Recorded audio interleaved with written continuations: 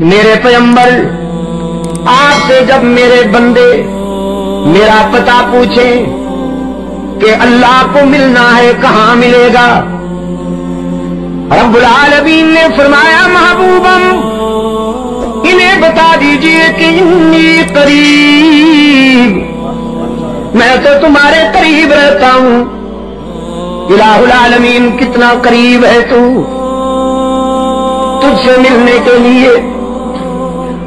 کتنے سالوں کے سفر کی تیاری کریں، کتنے مہینوں کے سفر کی تیاری کریں۔ قرآن پاک نے فرمایا رب العالمین سے ملنے کے لیے سالوں مہینوں ہفتوں کے سفر کی تیاری کی ضرورت نہیں۔ نحن اقرب الیہ من حبل الورید، میں تو تمہاری رگ حیات سے بھی زیادہ قریب ہوں۔ میں نے اپنے ٹھکانے کے لیے دور کہیں بنگلہ تعمیر نہیں کیا، دور کہیں محل تعمیر نہیں کیا، میں تو تیرے وسط قلب میں رہتا ہوں، دل کی گہرائیوں میں رہتا ہوں۔ دل کے آئینے میں ہے تصویر یار، جب ذرا گردن جھکائی دیکھ لی،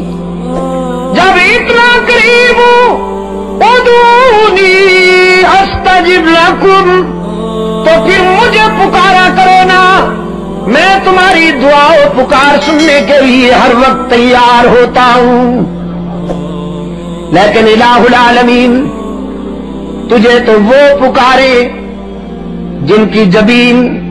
تیرے سجدوں سے آباد ہو، تجھے تو وہ یاد کرے جن کے سینے تیرے ذکر و فکر میں روشن ہوں،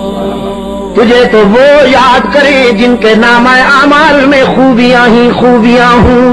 تجھے تو صدیق اکبر جیسے عاشق رسول پکارے، تجھے تو فاروق اعظم جیسے روشن ضمیر یاد کرے، تجھے تو عثمان ابن عفان جیسے جلیل القدر رضاکاران مصطفیٰ یاد کرے، تجھے تو علی المرتضیٰ جیسے مجاہد شب خیز عابد شب زندہ دار یاد کرے۔ اپنا حال تو یہ ہے نامہ اعمال میں ایک بھی خوبی نہیں، ساری زندگی گناہوں میں گزر گئی، حیا آتی ہے تیرے در پہ آتے ہوئے، کس منہ سے تجھے یاد کریں، کس منہ سے دامن پھیلائیں، کتنے پیار سے تسلی دی۔ فرمایا نبی عبادی انی انا الغفور الرحیم، میرے محبوب میرے پیغمبر میرے بندوں کو بتا دیجئے تمہارے گناہ بہت صحیح لیکن میری رحمت کا بھی کوئی ٹھکانہ نہیں۔ نعرہ تکبیر، من یعمل سوءا او یظلم نفسہ